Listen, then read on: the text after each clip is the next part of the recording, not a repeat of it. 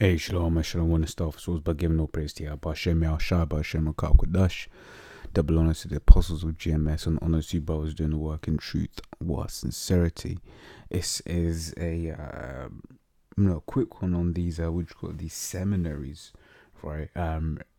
Because it's a thing of, you have these guys which are basically talking about, you basically only really give credence if some things come from a reputable source, which is exactly what this scripture here goes into. It's Sirach 13:23, and it's if I can rephrase that, from what they deem as a reputable source, right? Because us, hopeful men of the Lord, right? We deem the apostles as the the scriptures number one as the reputable source, and the interpretations thereof, the apostles, right, as that reputable source, right? Whereas these guys, they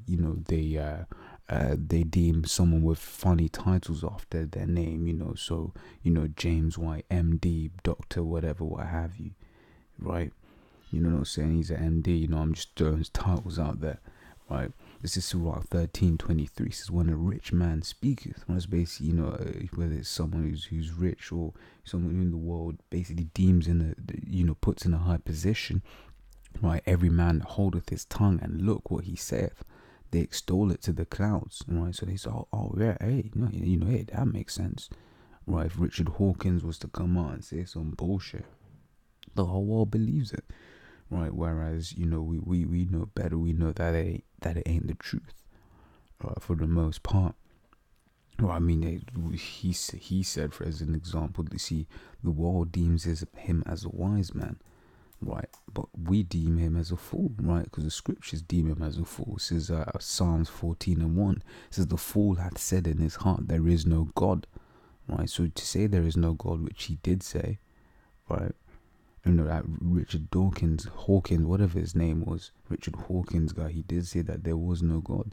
Therefore, the scriptures called him a fool. Right? It says they are corrupt, they have done abominable works. There is none that doeth good. Right? So basically saying, hey, I mean, that's just plain the point. The fool hath said in his heart, there is no God.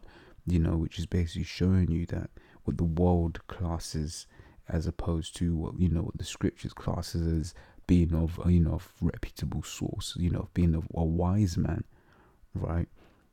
Are very different things, right? But then it goes on to say back in Surah 13:23, but if the poor man speak, right, they say, what fellow is this? So that's us, right? We're not of reputable sources. What do you call it? Not reputable. We haven't got any names after titles after our names. Hey, what did they say to Yahushua?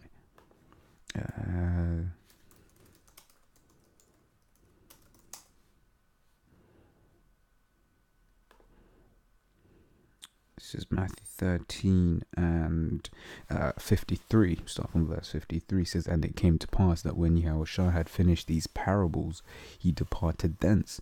And when he was come into his own country, he taught them in their synagogues, insomuch that they were astonished, and said, whence hath this man wisdom and these mighty works? Is not this the carpenter's son? Is not his mother called Mary, and his brethren James and Joseph and Simon, and Judas, right? And his sisters, are they not all with us? Whence then hath this man all these things, right? Because because they're all looking at it from a carnal perspective, which is what these guys do. These guys can't believe that the Lord has just given, the interpretation and the understanding of these scriptures to a bunch of, I don't want to say it, right? Because there's men that the Lord has bestowed, but they look at us as just a bunch of blacks, man, right? They're looking at us, how have they got the, how have they, how have the apostles, how have they got the understanding of the scriptures? Surely, it will be in these seminaries, let's say, these places of high worship, your TD Jakes or whatever, because although TD Jakes is a nigga or whatever, right, he's a rich one, so people will listen to what he says, as we read here, right? But to us, hey, they didn't, I was listening to a video that the apostle did, right? You might come up, someone you grew up with or whatever might come up, and then you explain to them, hey, I'm a prophet of the Lord. They're gonna laugh at you. I'm gonna be like, which is what it goes on to say here. It says, 57. It says, and they were offended in him. Right, and that's what these guys are. They're offended in the men of the Lord. Right, 8 scriptures said, if the Lord Yahweh Shai has gone through it, the servant is not greater than his master, so we gonna go through it. Right, they're offended in us. Right, but what did Yahweh Shai say? He says, a prophet is not without honor save in his own country and his own house. Right, would you call it? Yeah, so you see that. Right, you'll be, what you call it, someone might come up, what's this guy on? So you're like, bro, I remember when you was just, when you was, what you call it, doing all this kind of wickedness, doing that kind of wickedness. I remember, bro, we used to sit in a music studio together, bro, we used to smoke a spliff together, whatever it is, right, because that's what they see us, right, because we're not in their eyes in that high position, right. But let me grab this as well. It says Matthew 11:15. It says, he that has ears to hear, let him hear. Right, and this is what Yahweh Shai, would say on occasion to basically say, look, man, if you have understanding, because it's basically the point I wanted to get with this is it's all about the inspiration, right? The Lord gives you the inspiration to understand certain things, right? So for instance, you might hear the apostle say something, right, and it may be meat for you at that point, right, but over a period of time, process of time, right, you're able to eat it, and then then you have the ears to hear. Then the Lord has opened up that that the understanding unto you, right. But these guys don't seem to understand that this is how it works, right. They like I was saying, they think you just you go and read a book and that's it. But what does the scripture say? So Revelation 1 and 3, right, it says, blessed is he that readeth, right, and when you read that, when you go into this word here, readeth, basically goes back to understand, right, to really know, to understand, right, know accurately, right, which is something that the majority of people don't do, because you hear people, oh yeah, I've read the scriptures several times over, right, but then they won't have the understanding thereof. They'll say, the heathen can make it, whatever, what have you, right? But they'll be coming out with some bugged out doctrine. Why? Because they've not been given the spirit to understand these scriptures. Why? Like everyone who believes that the truth is at a seminary, right?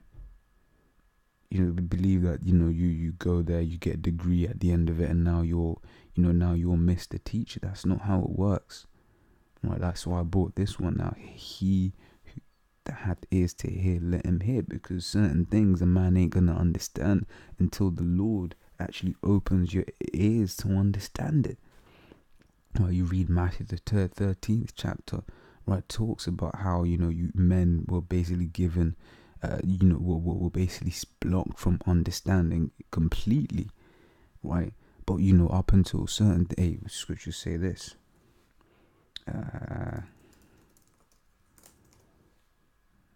Right, it says 1 Corinthians 3:7 says, so then neither is it he that planteth anything, neither he that watereth, but the Most High giveth the increase. Right, so the Lord is the one that increases you in the understanding and in the knowledge of certain things. So you can't just, the point I'm trying to make, you can't just go to a school and all of a sudden the scriptures. The Lord has to open certain understandings, and that's what these people don't understand, that this can be just given to a bunch of men, right? It says Amos 3:7 says, surely the Lord power will do nothing, but he revealeth his secret unto his servants, the prophets. Right, so the Lord has basically taken the understanding of the scriptures and given it. He revealed it, to his servants, the prophets. Now his servants, prophets, going to be no Edomites? Hell no. Right, says Daniel 12:10 says, many shall be purified and made white, right? And that's not talking about skin, that's representing purity, right? Which is why the so-called white man took on that description of white, right? Because of what it represents, the purity. Right, it says, but the wicked shall do wickedly, and none of the wicked shall understand. But the wise shall understand. Right, so you know, if you go to a seminary started by some Edomites and it's run by Edomites, the truth isn't in there, because the scripture says none of the wicked shall understand. Right, so how then is the truth there? Right, let me just clean this up a bit. 7, grab that. Right, Matthew 18:20. Right, so for where 2 or 3 are gathered together in my name. Right, so what is the name? That's the next question. Right, once again, let's get this. This is Malachi 1:14. Right, it says, but cursed be the deceiver which hath in his flock a male, and voweth and sacrifice unto the Lord a corrupt thing. For I am a great king, saith Yahweh of hosts, and my name is dreadful among the heathen. Right, so the real name of the Lord is dreadful among the heathen. So then you know it's not Yahweh, you know it's not Yeshua, right? You know it's not Jehovah, right? Because that's, you know, those names are known all among, all throughout the world. You know, people come up to the camp, will be like, yo, you know, what's the name of the Lord? And then they'll say Yahweh, or you know, whatever, what have you, or Yahuwah, right? You know, those are known names, but you know, no, to this day, I've never witnessed anyone come up to the camp who hadn't watched the videos and said Yahweh. Right, even that is a gift, right? But these guys don't understand these things, right? So there it goes to say, for where 2 or 3 are gathered together in my name, right? So the name that was given. Hey, I'm gonna grab this as well. This is Acts 4:12. Right, it says, neither is there salvation in any other, for there is none other name given under heaven. There is none other name under heaven given among men, whereby we must be saved. Now, when you have the understanding that the Lord didn't come to save everybody, right? You know, He's only come to save this time around the elect of Israel, right? Then you know this. You know that the name of the Lord, right, is what you call it, is not going to be just known. For everyone to call upon, right? Because he's, you know, the name, are the keys to salvation, as the scriptures, as the scripture just here said, right? You know, the name of the Father is Yahweh, the name of the Son is Yahweh Shai. Those are the names of salvation, right? You know, but majority of people are going to disregard those names, and therefore, you know, they're going to be destroyed. You know, and you know the rest are heathens. Well, you know, their judgment is set, right? So it says, for where 2 or 3 are gathered in my name, so those that know the name, right, and believe in the name, right? You know, that's why they're gathered together in that name, because they believe in it. You know, you read Second Ezra. So 2 Ezra 2:47 says, so he answered and said unto me, it is the Son of the Most High, whom they have confessed in the world. Then began I greatly to commend them that stood so stiffly for the name of the Lord. Right, so it's believing in the name and standing for what that name represents. So that's the you know, the scriptures as they really are. The nastiness of the scriptures in that too. Right, you know, you get, you know, for instance, the quote unquote rape doctrine. You know, you can't shy away at that. That's part of the scriptures. You know, and even people in the world will go into that. The fact that the Lord doesn't like these so-called white people and He's going to destroy them. Right, that's part of the scriptures. Right, you know, there's those that descend back from the man Esau. You know, the Edomites. The Lord's going to destroy them. That the heathen nations that had us in slavery, they're going to go into slavery. Right, that's what we stand for. So, if you get a seminary that ain't, you know, speaking about all of those things, the fact that Revelations 13:9, right, he that leadeth into captivity shall go into captivity, right? Then they ain't right, because that's what the name of the Lord, represents. Right, it says, I am come in the volume of the book. You know, I'll quote it so I won't get it. You get this, you know, you look into that, right? Scripture says, you know, in reference to Yahweh Shai, I am come in the volume of the book. Right, so, you know, the Lord, He represents these scriptures. John 1:1 says, I'm the word. You know, let me get that real quick so I don't misquote it. This is John 1:1. It says, in the beginning was the Word, and the Word was with God, and the Word was a God. Right, which should be was word a God. Right, it's representing of Yahweh Shai. Right. We grab this as well. Acts 7:48 says, howbeit the Most High dwelleth not in temples made with hands, as saith the prophet. Right, so once again, people assume that people come into camp, so where's your church? And it's like, no, it's right here. Right, and this is one of the scriptures to prove that. The first one the first one was at Matthew, where it basically spoke about where 2 or 3 are gathered in my name. Was it 18? Right, where 2 or 3 are gathered in my name. Right, so the people don't understand that it doesn't have to be so formal, so rigid as the Apostle Gabar did the video. The spirit flows, right? And people don't see that, they don't understand that. Right, let me get this as well. Corinthians, where is that? Quickly grab this, get this done before my battery dies. Right, this is 1 Corinthians 2 and 14. It says, but the natural man receiveth not the things of the Spirit, for they are foolishness unto him, neither can he know them, right, because they are spiritually discerned.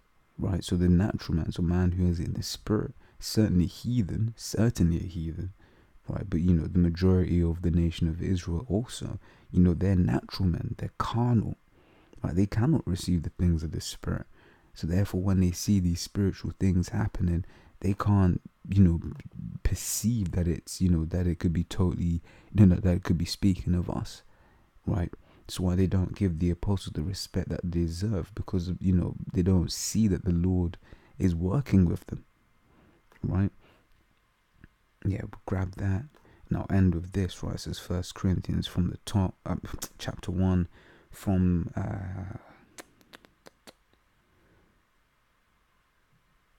thing is, this is one of those ones where it's a good chapter.